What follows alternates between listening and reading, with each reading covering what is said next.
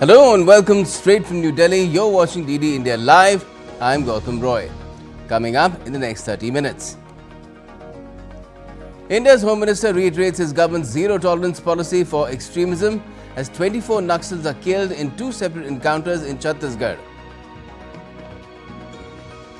The Kremlin dubs Europe the party of war as UK Prime Minister boards a sub, showcasing his nation's nuclear deterrence on a day EU leaders are meeting in Brussels to bolster Ukraine's and Europe's defences. And a tight race is on to succeed Thomas Bach as the next International Olympic Committee president in Greece's Costa Navarino. Results around 14:30 GMT or 8 PM India.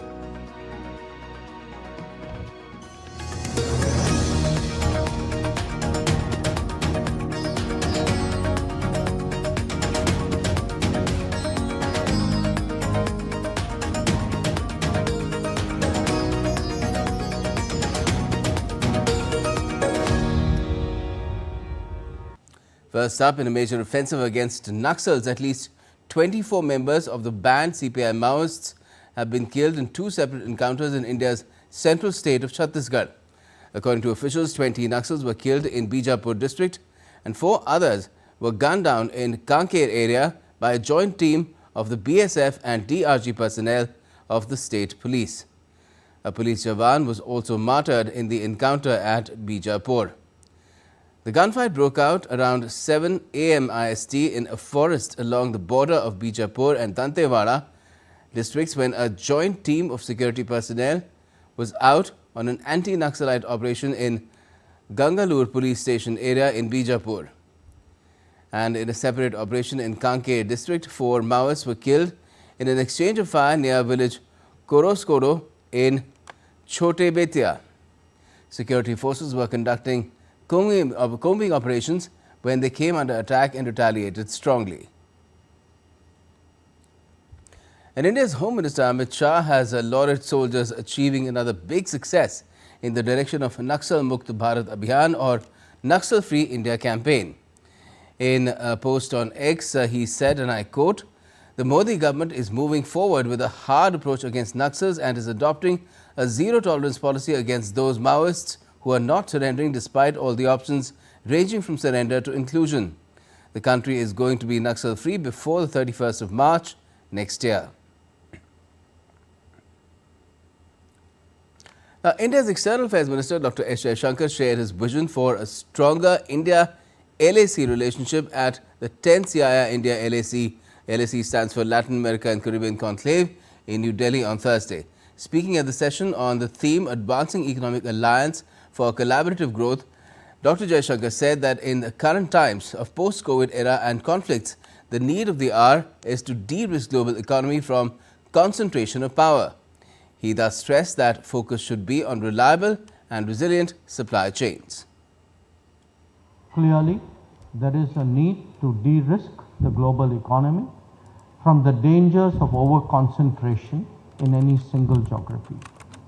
But we also need to build reliable and resilient supply chains.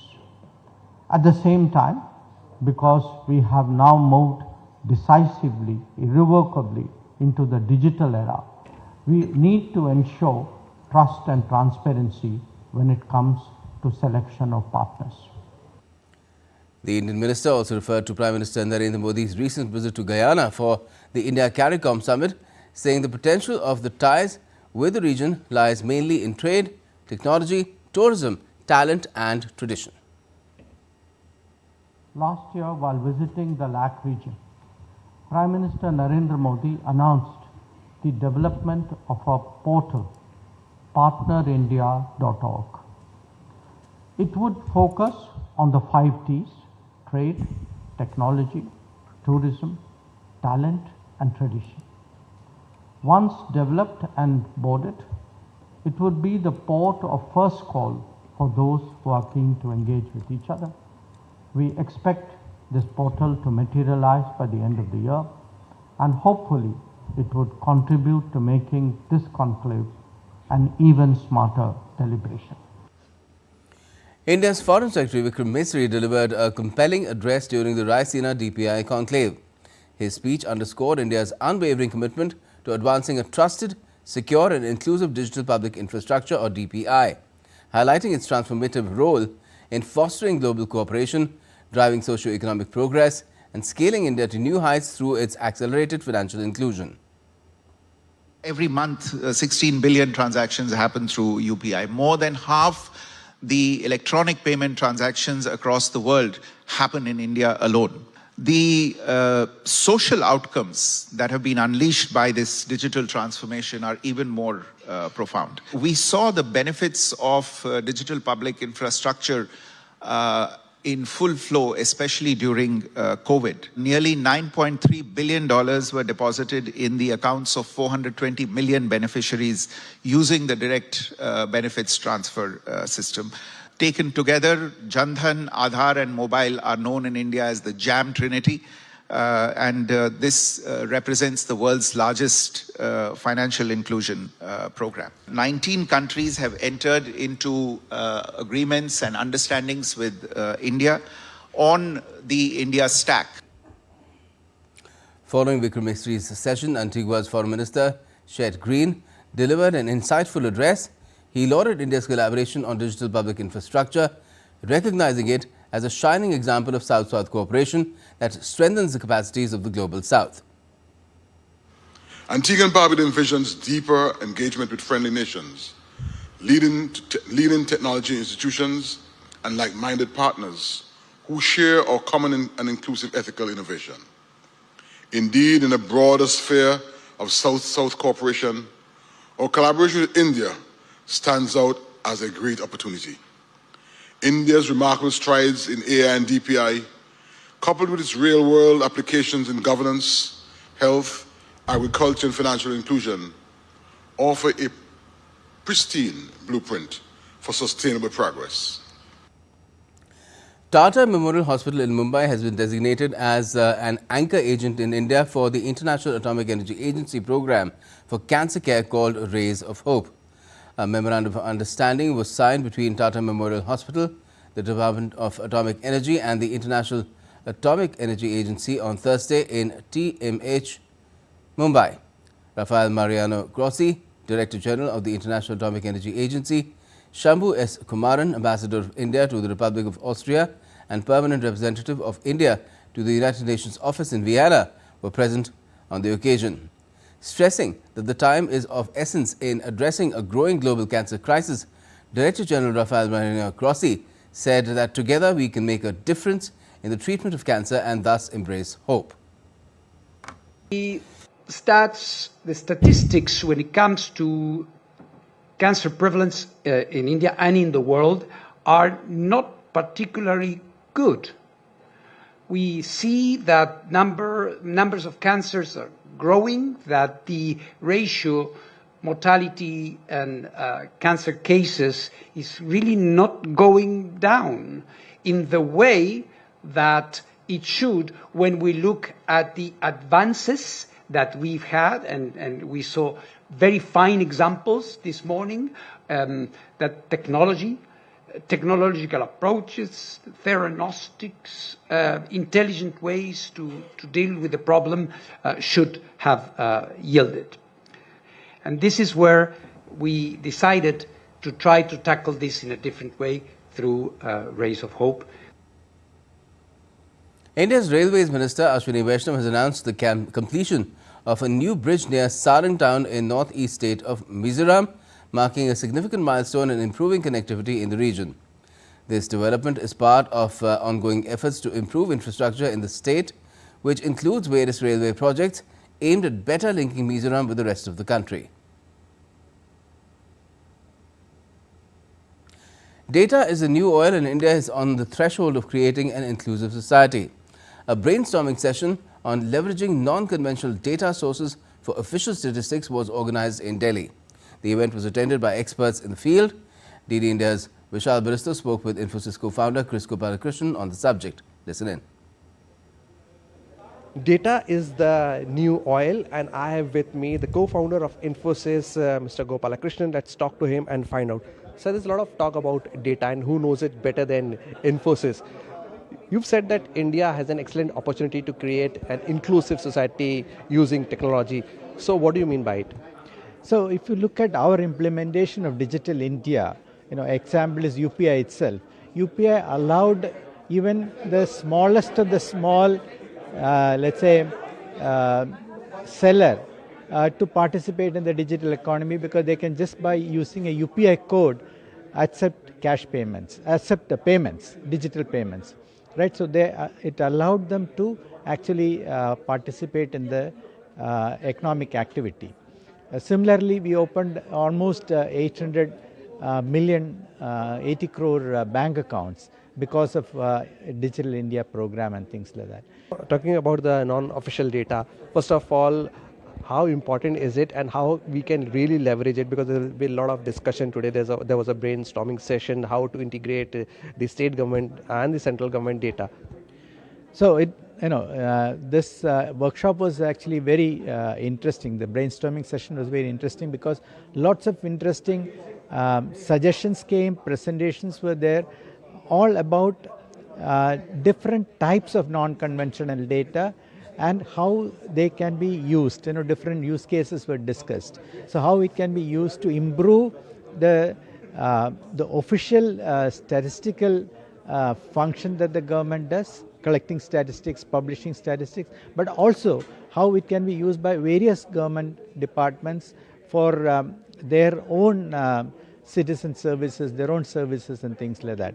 So for example, we can use the GPS data to understand traffic congestion, to create better management of traffic in the city. And what we need to do is try and create sessions like this, brainstorming sessions like this, so that we ourselves can come up with new uses of this data, and ultimately the aim is to provide better governance, which I think is what happened today. With cameraman Uttam in Delhi, this is Vishal Baristo for DT India. The Embassy of Timor-Leste in New Delhi started operations on Thursday, marking a significant step in strengthening bilateral ties between both the countries. In an exclusive conversation with DD India's Siddharth Bhardwaj, Charge d'Affaires of the Embassy of Timor-Leste in New Delhi, Francisco Fernandez commended India's remarkable achievements and highlighted India's growing role in Timor-Leste's development. The Embassy of Timor-Leste is officially opened from today in the national capital, New Delhi. And to talk more on this, I have with me the head of mission, Mr. Francisco Fernandez. Let's talk to him. Sir, what does this official opening of embassy mean when it comes to the India and Timor-Leste relations? I think, by opening the embassy, it shows the commitment between our both countries. Not only Timor-Leste is open embassy in Delhi, but vice versa. How do you see India's role when it comes to the development of Timor-Leste? I think India play very important role with under Honorable Prime Minister Modi. For the last 10 years, it's a lot of incredible or remarkable achievement. So that India play a very important role as a one of the leader of G20, and then also member of BRICS, and then also leader of Global South. So I think India very play important in South Asia and then also in the global stage. For Timor-Leste, since independence, restoration of independence in 2002, India one of the countries that recognize our independence and also support, the developments. Let's now take a look at some other stories making news around the country. 13 Indian fishermen released from Sri Lankan prisons arrived in Tamil Nadu's Chennai on Thursday. They were arrested by the Sri Lankan Navy for allegedly fishing outside the approved boundaries. The Armed Forces Medical Services and the National Institute of Mental Health and Neurosciences signed an MOU to collaborate on research, training and specialized mental health support for military personnel. This collaboration aims to develop innovative programs to address the mental health issues faced by military personnel and their families. A part of its 56th Raising Day celebrations, over 100 CISF personnel have embarked on the first ever coastal cyclothon themed Secure Shores, Prosperous India. The personnel will cover 6,553 kilometers of journey over 25 days, riding through 11 states and conclude at the Swami Vivekanand Memorial in Kanyakumari on the 31st of this month. Assam's specially abled cyclist Rakesh Banik is set to begin a remarkable journey across 6 countries on his bike. Despite losing one of his legs in a tragic accident in 2012, Banik's strong determination has helped him achieve incredible feats as he started cycling from 2015. Rakesh has already made a record of cycling over 21,000 kilometers from Bangkok to Guwahati. Now he's preparing for his next adventure titled From Volga to Brahmaputra. He'll start his journey from Moscow in Russia. Assam Chief Minister Hemant Biswa Sarma has extended full support for Rakesh's inspiring mission. And still to come in this edition of DD India Live. The White House dubs Wednesday's call between Trump and Zelensky as fantastic as the Kremlin confirms the next round of talks in Saudi Arabia. South Korea and the US wrap up 11 days of annual joint military drills called Freedom Shield, close to the border with North Korea. And India's sports minister inaugurates the second edition of the Khelo India Para Games in New Delhi.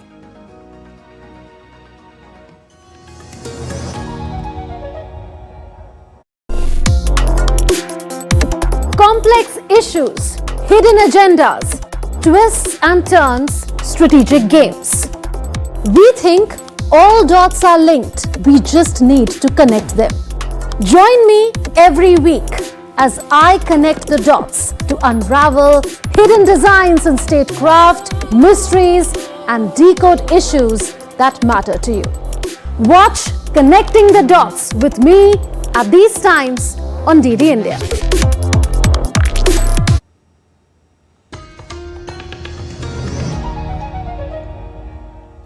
Welcome back. You're watching DD India Live. I'm Gautam Roy.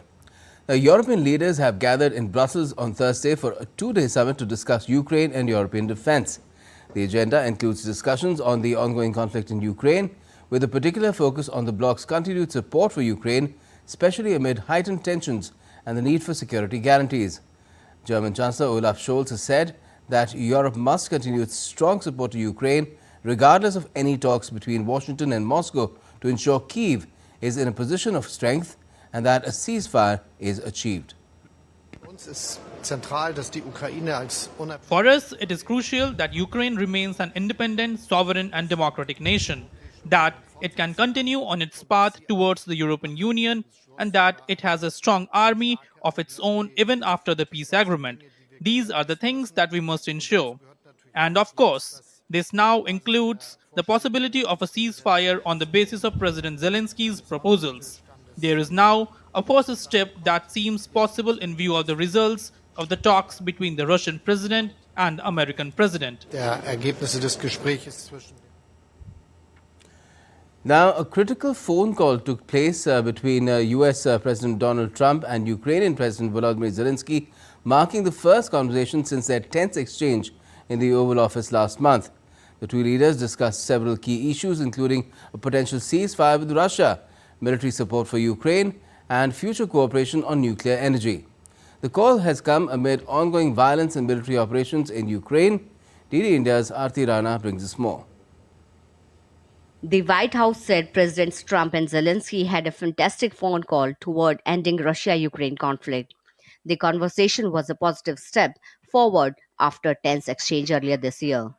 President Zelensky asked for additional air defense systems to protect his civilians, particularly Patriot missile systems, and President Trump agreed to work with him to find what was available, particularly in Europe. The two leaders also agreed on a partial ceasefire against energy. Technical teams will meet in Saudi Arabia in the coming days to discuss broadening the ceasefire to the Black Sea on the way to a full ceasefire. One of the most significant developments from the call was the discussion of a potential ceasefire, but Ukraine claims that Russia is still unwilling to commit to peace. Future cooperation, particularly in regard to Ukraine's energy infrastructure, was also discussed. There was a question about the nuclear power plant. There was no question about the network of nuclear power plants.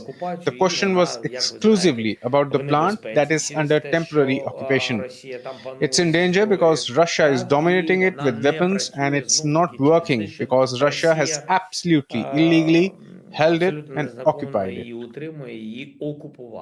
As agreed in a call between Trump and Putin, Russia and Ukraine engaged in a prisoner exchange, with 175 troops released by each side. This exchange also included 22 additional wounded Ukrainian soldiers freed by Moscow as a goodwill gesture. Meanwhile, European leaders have expressed concerns about Trump's approach to the conflict, but Hungarian Prime Minister Viktor Orban believes that EU must back Trump to get a peace deal. The focus now firmly shifts to Jeddah, where a new round of talks between Russian and US officials is scheduled to take place. The talks will aim to work out the technical details of a permanent ceasefire. Aarti Rana's report for DD India. Russia and the United States are set to discuss safe shipping in the Black Sea as part of talks on a potential Ukraine peace settlement.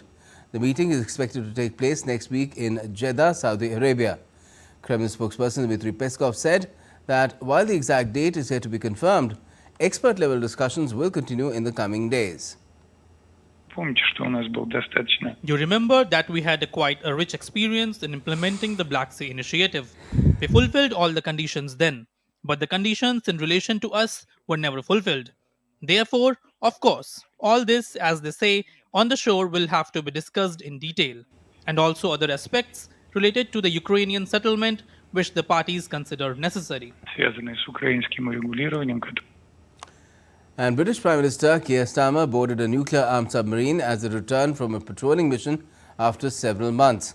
Starmer's visit comes at a time when European countries are increasing defence spending and seeking to reduce their dependence on the United States. Prime Minister Starmer told reporters that the Kremlin respects United Kingdom's nuclear arsenal as the country has its own independent deterrent and is committed to NATO. Earlier this week, Britain said a significant number of countries were willing to station peacekeeping troops in Ukraine. Kremlin, however, on Thursday accused Europe of militarizing itself and termed it as a party of war.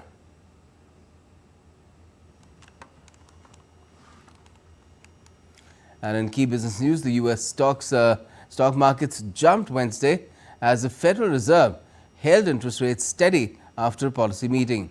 The U.S. Central Bank's rate decision was widely expected, although it also cut its growth forecast for 2025 and hiked its inflation outlook. Here's a report. The US Federal Reserve paused interest rate cuts again on Wednesday and warned of increased economic uncertainty as it seeks to navigate an economy unnerved by President Donald Trump's stop-start tariff rollout. Policymakers voted to hold the US Central Bank's key lending rate at between 4.25% and 4.5%. They also cut their growth forecast for the year 2025 and hiked their inflation outlook while still penciling in 2 rate cuts this year, in line with their previous forecast in the month of December. US Fed Chief Jerome Powell said that the risk of recession had risen slightly in recent weeks, but was not yet a cause for concern.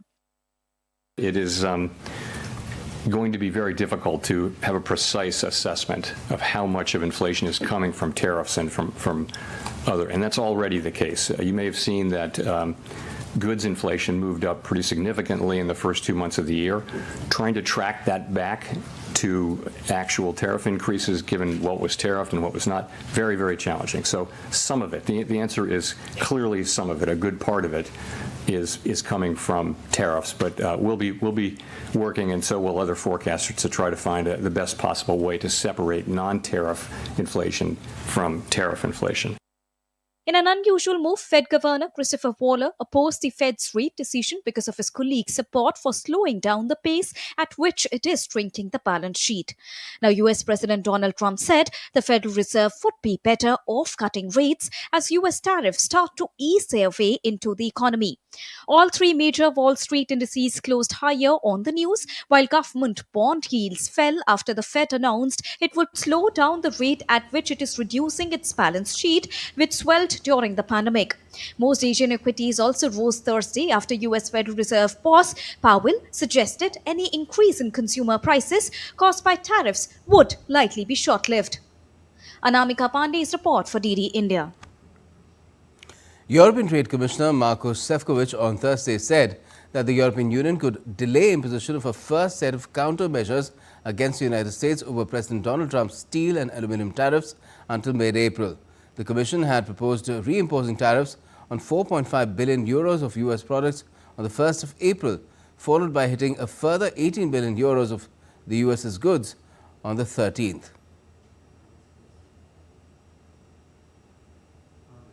EU member state Luxembourg warns that international trade is in danger if the US precipitates a full-blown tariff war. Visiting Deputy Prime Minister and Foreign Minister of Luxembourg, Xavier Bettel, spoke exclusively to DD India's Ramesh Ramachandran in New Delhi.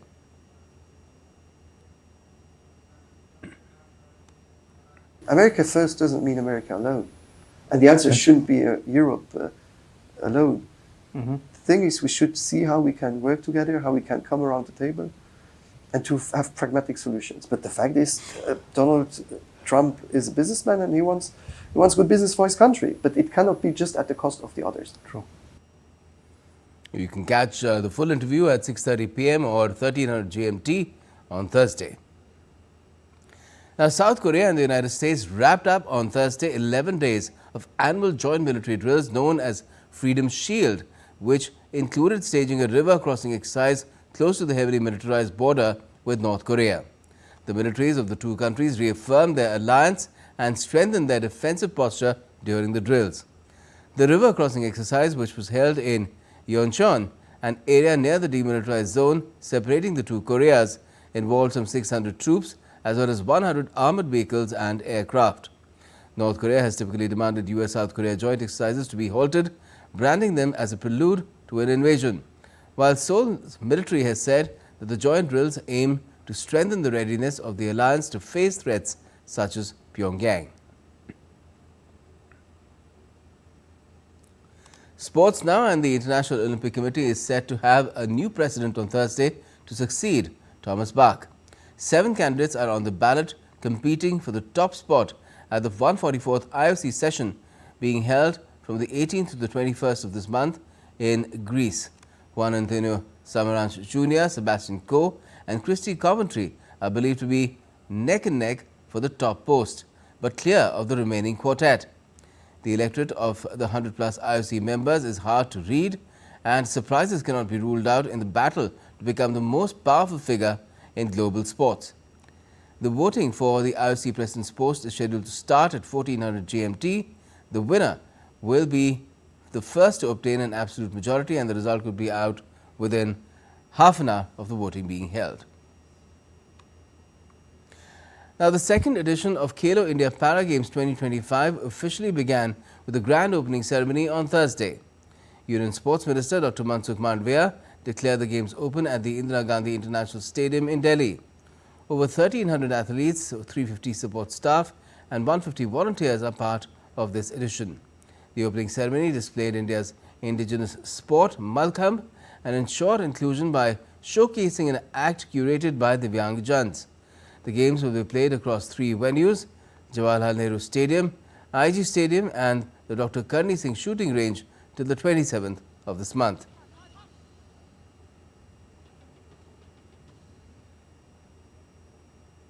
And that's all we have for this edition of DD India Live, but let us know your thoughts on the news of the day. And for those on the go, you can get all the latest news and updates from India and across the world on DD India's mobile app. It's available on both Android and iOS. You can scan the QR code on the screen and download the app right away. And we'll be back with more news as it breaks here on DD India. I'm Gautam Roy, and from all of us here in Delhi, thanks for watching DD India Live.